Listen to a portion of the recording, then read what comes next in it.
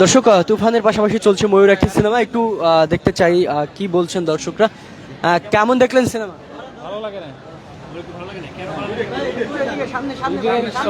জি জি, ঈদের সব থেকে দুর্বল সিনেমার মধ্যে এটাও একটা। তুফানের বাইরে যতগুলো সিনেমা আসে সবগুলোর কোয়ালিটি খুব একটা ভালো না, এইটাও একটা। Story nothing. ছবি কিছুই ভালো না।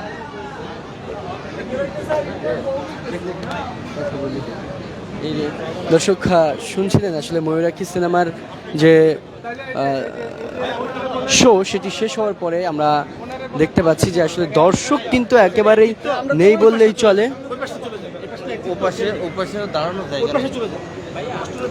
একেবারে নেই বললেই চলে। আমরা দেখতে পাচ্ছি যে এখনো ফাঁকা রাস্তা, দর্শক এখনো কিন্তু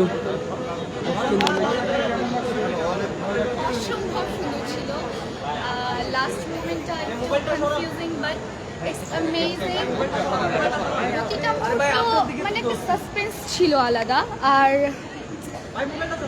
thank you for this movie, আমি আবারও দেখার জন্য আগ্রহী। অবভিয়াসলি নায়ক যে হিরো ছিলেন তার মুভিটা বেশি সুন্দর, মানে তার অভিনয়টা বেশি সুন্দর ছিল। আর নায়িকাটা আমার মনে হয় ভালো করে নাই, কাজ একটা না ভুল করতেই পারে, তাই বলে তার সাথে এত বড় অবিচার।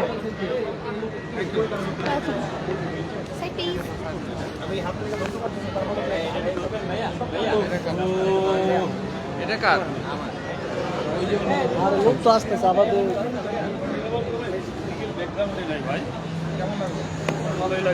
কেন মানে কোন জায়গাটা কি আছে এটার ভিতরে? চলে মোটামুটি।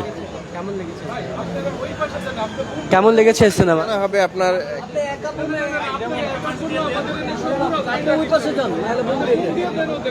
দর্শক যারা আসলে ময়ূরাক্ষী সিনেমা দেখে বের হচ্ছেন তারা কিন্তু বলছেন যে আসলে গল্প নেই এখানে এবং ভালো হয়নি, তাদের আফসোস। কেউ কেউ অবশ্য ভালো বলছেন। খুব সুন্দর হয়েছে।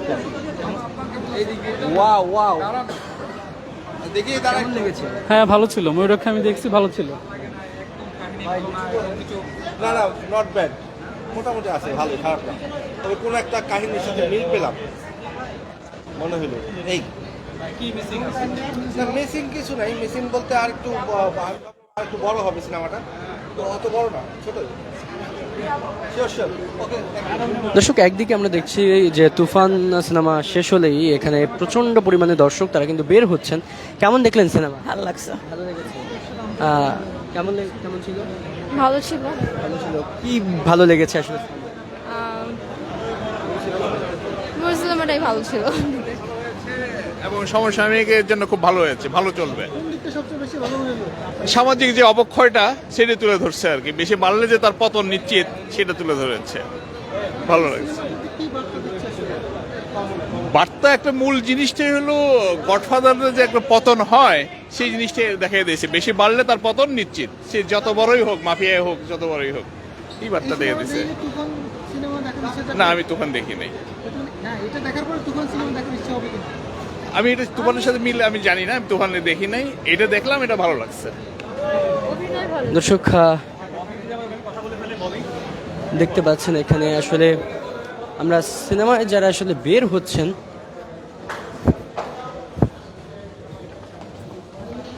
চিত্রনায়িকা